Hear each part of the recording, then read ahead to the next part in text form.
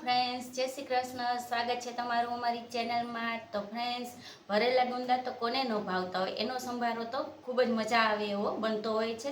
પણ તો ભરેલા ગુંદાનો સંભારો બનાવવો હોય તો સમય થોડોક લાગે છે, કારણ કે ગુંદામાંથી ચીકાશ દૂર કરવી, ત્યારબાદ એને સ્ટીમ કરવા. પણ તો આ આપણને એવા ટેસ્ટ સાથે ઇન્સ્ટન્ટ ભરેલા ગુંદાનો ટેસ્ટ આવે એવો સંભારો હું તમને આજે બનાવતા શીખવવાની છું, જે ખૂબ જ ઝડપથી બની જાય છે. ક્યારેક ટાઈમ ન હોય અને તમારે ભરેલા ગુંદાનો ટેસ્ટ સાથે સંભારો બનાવવો હોય તો આ રીતના તમે બનાવી શકશો, જે આજે હું તમને શીખવીશ. ફ્રેન્ડ્સ, ગુંદાનો સંભારો બનાવવા માટે અહીં 250 ગ્રામ ગુંદા લઈ લીધા છે, જેને પાણીથી સરસ સાફ કરી લીધા છે અને કોરા કરી લીધા છે. તો હવે આ ગુંદામાંથી આપણે ઠળિયા કાઢવાના છે. સૌથી પહેલાં આ ડીટિયાનો ભાગ છે એ કાઢી લેવાનો છે.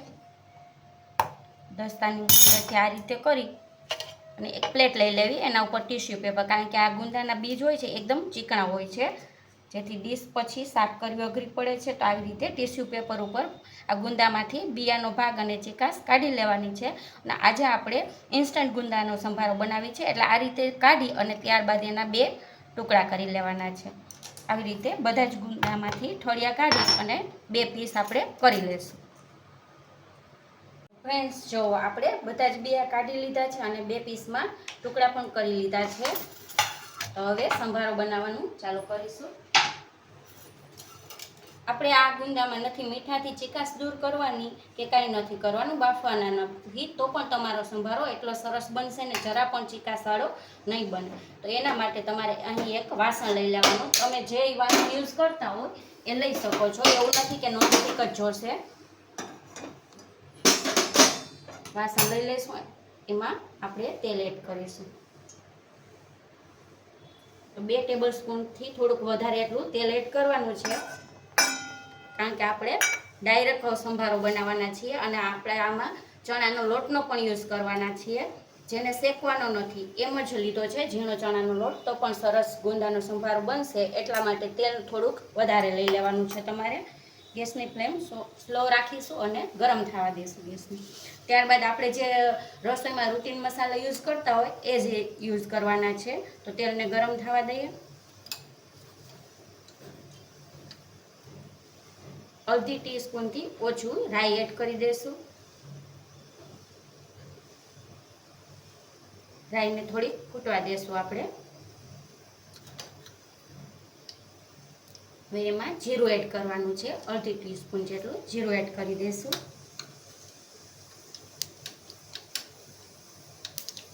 બે પિંચ જેટલી હિંગ એડ કરી દઈશું. જો રાઈ ફૂટવા માંડી છે એટલે હિંગ એડ કરી દઈશું. અને જે આપણે ગુંદા કટ કરીને રાખ્યા છે એ એડ કરી દેવાના છે.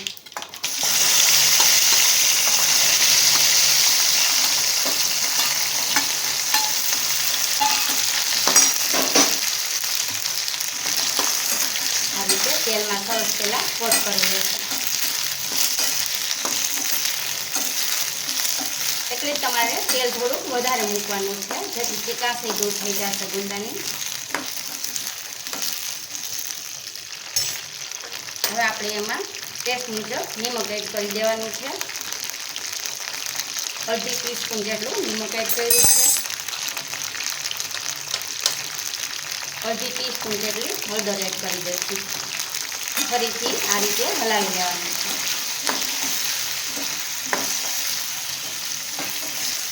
સરસ મિક્સ થઈ ગયું. સરસ મિક્સ થઈ ગયું છે. હવે ગેસની ફ્લેમ સ્લો રાખવાની છે ને 1 મિનિટ માટે ઢાંકીશું. ત્યારબાદ ખુલ્લામાં એવી રીતે થોડાક સોફ્ટ થાય ગુંદા ત્યાં સુધી આપણે પકાવવાના છે, જે આગળ તમને બતાવું. જો ફ્રેન્ડ્સ, આવી રીતે ઢાંકીને આપણે ગુંદાને કૂક કરવાના છે. થોડીક સેકન્ડ પછી આવી રીતે હલાવતી રહીશું અને ઢાંક્યું છે. 1 મિનિટમાં તો આપણા ગુંદા સરસ સોફ્ટ થઈ જાય છે, જે તમારે ચેક કરી લેવાના છે. આપણે ગુંદાને એકદમ કૂક નથી કરવાના. તો આ રીતે ગુંદું લઈ અને થોડુંક દબાવશો ને એટલે તમને ખ્યાલ આવી જશે. જો સોફ્ટ થઈ ગયા છે. તો હવે આપણે ત્યારે એમાં મસાલા એડ કરવાના છે. તો સૌથી પહેલાં તો ગેસની ફ્લેમ એકદમ સ્લો કરી નાખીશું અને ચણાનો લોટ જે આપણે લીધો છે એ એડ કરીશું. 2 ચમચી જેટલો એડ કર્યો છે, વધારે એડ નથી કરવાનું આપણે. 1 ચમચી જેટલું ધાણા જીરું પાવડર, 1 ચમચી જેટલું લાલ મરચું પાવડર. તમારે તીખો સંભારો બનાવો હોય તો થોડોક વધારે પણ લઈ શકો છો. અડધી ટીસ્પૂન જેટલો ગરમ મસાલો એ એડ કરી દેવાશું આપણે. અને દળેલી ખાંડ અહીં લઈ લીધી છે, 1 ચમચી જેટલી દળેલી ખાંડ એડ કરી દઈશું.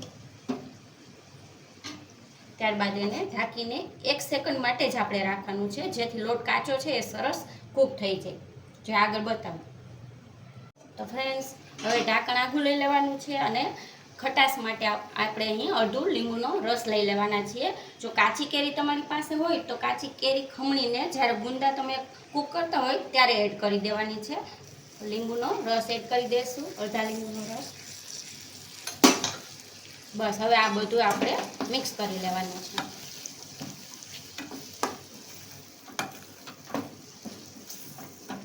ગેસની ફ્લેમ થોડીક વધારી દેશું.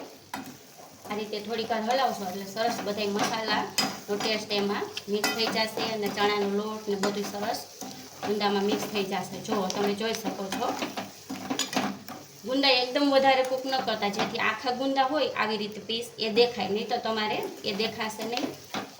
હજી પડ્યા રહેશે એટલે થોડા કૂક તો થવાના જ છે. તો બસ આપણો સંભારો બનીને તૈયાર છે. ગેસની ફ્લેમ બંધ કરીશું, ત્યારબાદ હમણાં સર્વ કરીશું. તો ફ્રેન્ડ્સ, જો થોડુંક ઠંડુ થઈ ગયું છે ને, આ લોટ હોય એટલે તેલ સરસ શોષાઈ જાય ને મસ્ત બધું થઈ જશે. તો હવે આ ગુંદાના સંભારાને સર્વ કરીશું પ્લેટમાં. તો ફ્રેન્ડ્સ, જ્યારે પણ તમને ગુંદાનો સંભારો ખાવાનું મન થાય અને ભરેલો બનાવો, ટાઈમ ન હોય, તો આ સંભારો બનાવી શકો છો. ઇન્સ્ટન્ટ બની જાય છે અને ટેસ્ટ તો સરસ ભરેલા ગુંદાનો જ આવે છે. તો તમને મારી આ રેસીપી ગમી હોય તો આ વિડીયોને લાઈક અને શેર કરી દેજો. અને અમારી ચેનલને સબસ્ક્રાઈબ ન કરી હોય તો સબસ્ક્રાઈબ જરૂરથી કરી દેજો. જો કેટલો સરસ બનીને તૈયાર થયો છે. તો ગુંદાની સિઝન જાય એ પહેલાં તમે આ સંભારો અચૂકથી એકવાર બનાવીને ટ્રાય કરજો. ખૂબ જ તમને પસંદ આવશે.